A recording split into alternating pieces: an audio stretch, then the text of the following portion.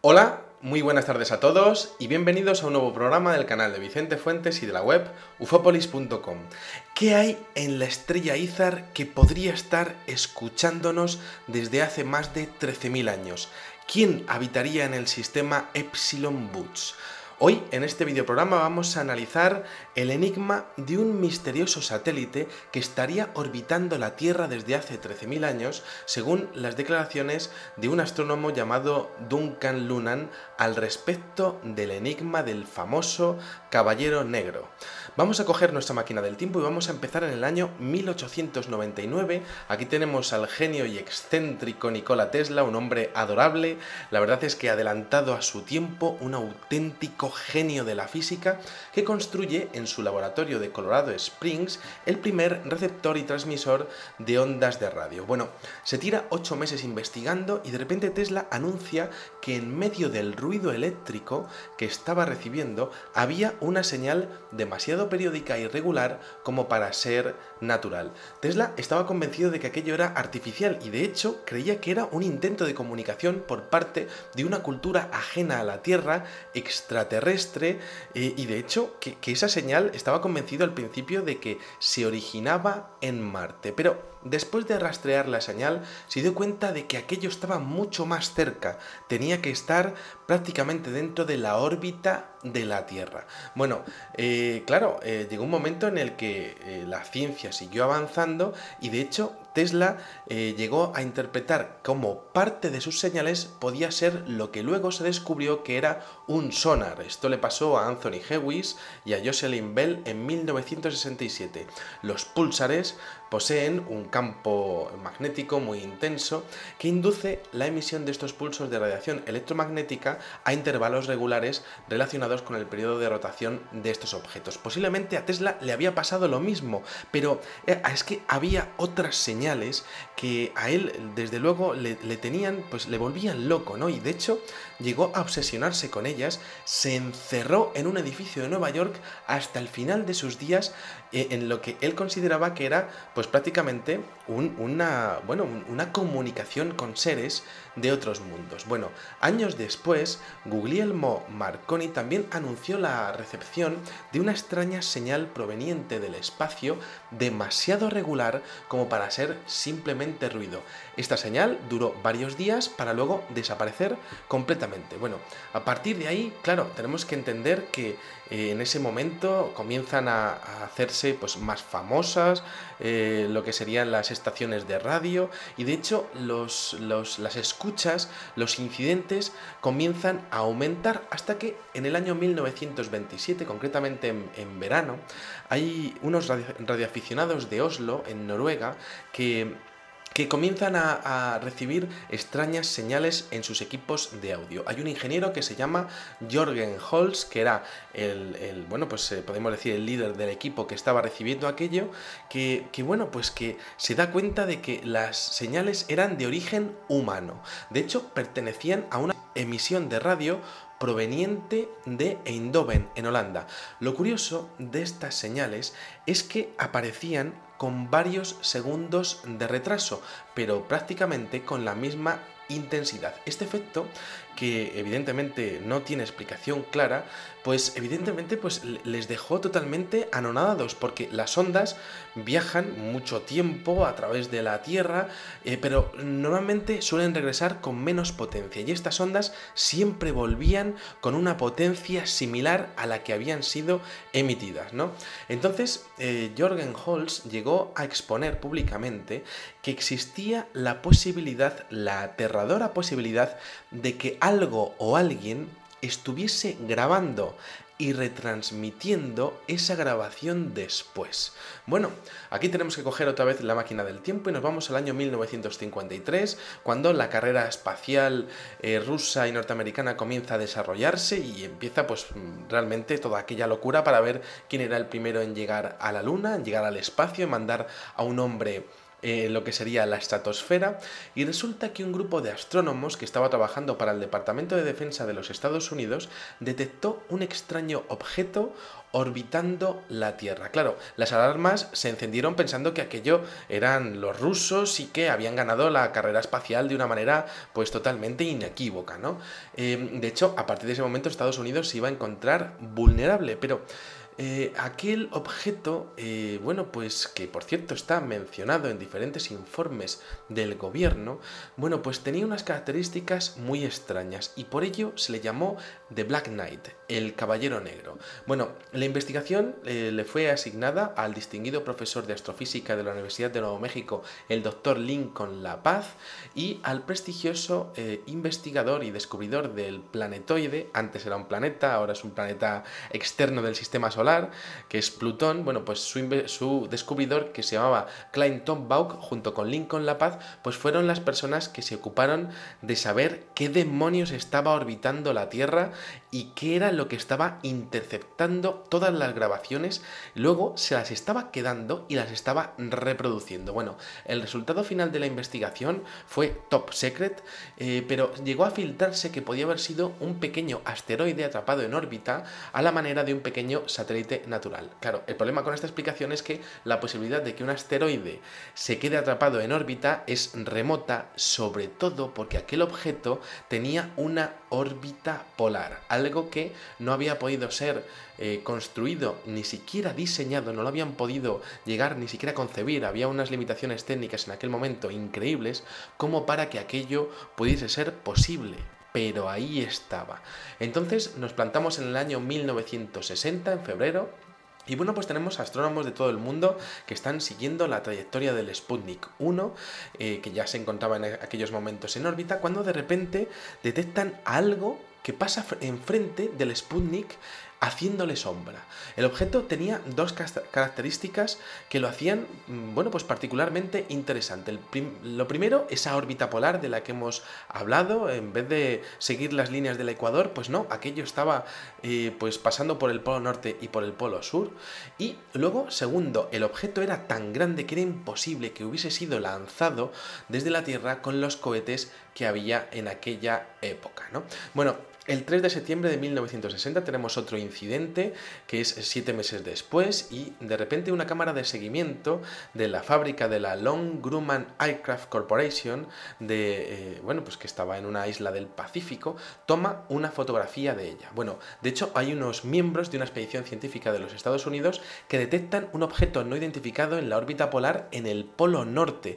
El tamaño que ellos dijeron era superior al de cualquier objeto conocido y fabricado por el hombre que hubiese sido enviado al espacio. Bueno, la velocidad además era 3 veces mayor de lo normal y bueno, en aquel momento se formó un comité, pero los resultados jamás se hicieron públicos. Bueno, ahora tenemos que irnos al 7 de marzo de 1960, en donde la revista Time publica un artículo reportando que el nuevo sistema de radar de los Estados Unidos, lo que luego posteriormente pasaría a llamarse el NORAD, había identificado como un pedazo de satélite fallido norteamericano podía haber sido el causante de aquel caballero negro, ¿no? Aquello pues prácticamente pues, fue identificado por diferentes investigadores de los Estados Unidos como una cortina de humo para tapar lo que estaba ocurriendo con aquel misterioso satélite aparentemente artificial. Bueno, luego tenemos al doctor Luis Corrales del Ministerio de Comunicaciones de Venezuela, que estaba en aquel momento, en aquel año, fotografiando también el Sputnik, y entonces llega a hacer también una fotografía pues bastante clara del objeto, y de hecho la empresa de aviación Grumman, con sede en Long Island, en Nueva York, también logra realizar una fotografía mejor del objeto. Bueno, ambas fotografías pertenecen a día de hoy a lo que sería la clasificación top secret de ambos gobiernos, tanto de Venezuela como en Estados Unidos. Luego tenemos en 1970, bueno, pues a este escocés, Duncan Lunnan, es un astrónomo que, bueno, pues que comienza a observar diferentes recepciones en sus aparatos de radio que él interpreta como algo artificial. Y de hecho, este experto traza un eje vertical de la secuencia de estos impulsos de transmisión común y un eje horizontal de tiempo de retardo del eco, ¿no? Y entonces, en ese análisis, Duncan Lunan expone que hay un mensaje oculto en los puntos de esa gráfica. Lunan fue capaz de traducir al inglés el significado de estas discrepancias, de estos ecos de retardo, y claro, pues él se dio cuenta de que aquello pues parecía algo totalmente manipulado, que parecía algo intencional. Asignó letras en una cuadrícula en base a la altura de los puntos, al tiempo que tardaba cada pulso en salir y a su intensidad. Se dio cuenta además de que había dos tipos de mensajes, como dos capas, uno formando un mapa en donde aparecen unos puntos que estaban marcando una constelación, y otro con un mensaje directamente en inglés, que podríamos denominarlo que sería el idioma oficial de la Tierra. Bueno, el mensaje que estaba en inglés realmente es increíble, ¿no? Porque decía, literalmente y textualmente, según la traducción del señor Duncan Lunan, dice: nuestra casa es Epsilon Boots, que es un sistema binario. Vivimos en el sexto planeta de 7, contando hacia afuera del Sol, que es el más grande de los dos. Nuestro sexto planeta tiene una luna, nuestro cuarto planeta tiene 3 y el primero y el tercero tiene 3 lunas. Nuestra sonda está orbitando en vuestra luna. Esto actualiza la posición de Arcturus que aparece en nuestros mapas.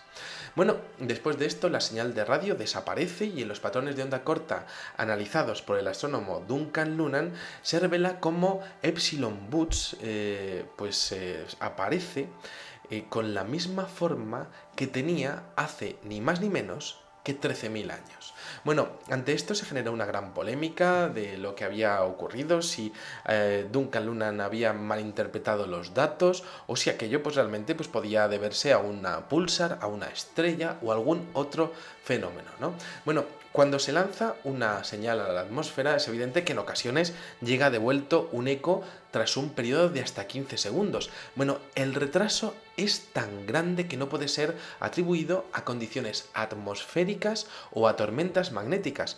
Podría ser un efecto atmosférico, pero muchos científicos exponen que es demasiado el tiempo en el que tarda en volver esa comunicación. ¿Hay algo que graba todas y cada una de las comunicaciones que se lanzan a la atmósfera? ¿Qué monstruosa capacidad tendría aquello pues para poder llegar a computar todos los datos que se mandan en estos momentos a los satélites, ¿no? Bueno, si empezamos a observar lo que serían las características de Epsilon Boots, encontramos que la estrella Izar, decíamos que era un sistema binario, ¿no? Bueno, pues la estrella Izar es la segunda estrella más brillante de esa constelación y, bueno, pues resulta que es llamada pulquérrima históricamente, ¿no? El primero que lo pudo nombrar así fue Friedrich Georg Wilhelm von Struve.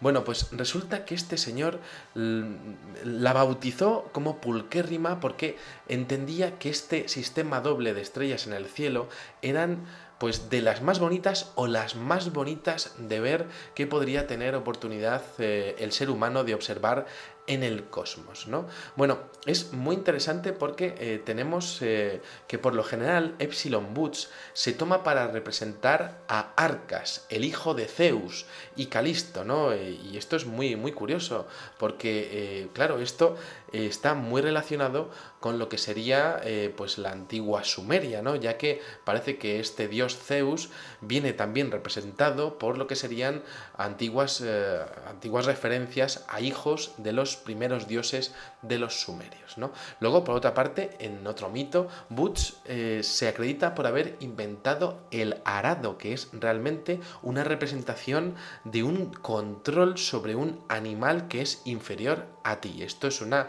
consideración y una referencia que es más que curiosa, ¿no? Bueno, Dejando de lado todas estas consideraciones, hay que reconocer que pocas estrellas dobles ofrecen un espectáculo visual tan impresionante como Epsilon Boots, ¿no?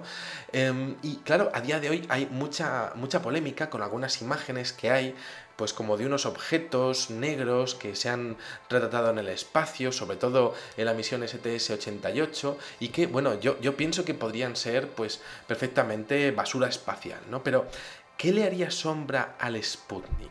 ¿Qué tipo de pulsar llega a mandar un mensaje con unas características de pulsos tan aparentemente inteligentes, tanto como para formar frases en inglés y mandar lo que serían las proporciones de una constelación? Si ese satélite existe finalmente, ¿no sería lógico primero aprender nuestro idioma con nuestras primeras comunicaciones y luego enviar en un momento dado el mensaje sobre el origen de sus creadores? ¿Quién nos está escuchando desde la estrella Izar?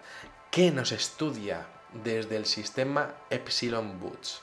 Bueno, pues aquí dejamos este curioso videoprograma que desde luego pues intenta ampliar un poco el conocimiento de lo que se sabe sobre este Dark Knight, sobre este Caballero Negro. Hay mucha polémica con las imágenes que hay de la NASA y bueno, yo la verdad es que soy abierto y no puedo negar que podría ser basura espacial, pero sí que es cierto, y esto es historia de la astronomía, que todo esto ha ocurrido y a día de hoy nadie tiene explicación sobre lo que ha ocurrido con aquellas señales de radio y sobre todo con ese retardo que hay de 15 segundos a día de hoy no explicable a nivel científico. ¿Podría ser posible que alguien estuviese grabando todo lo que decimos y todo lo que hacemos? ¿Podría ser esto un gran hermano, pues prácticamente, y por decirlo de alguna manera, un gran hermano interestelar que nos estaría mirando, observando, conociéndonos desde hace más de 13.000 años?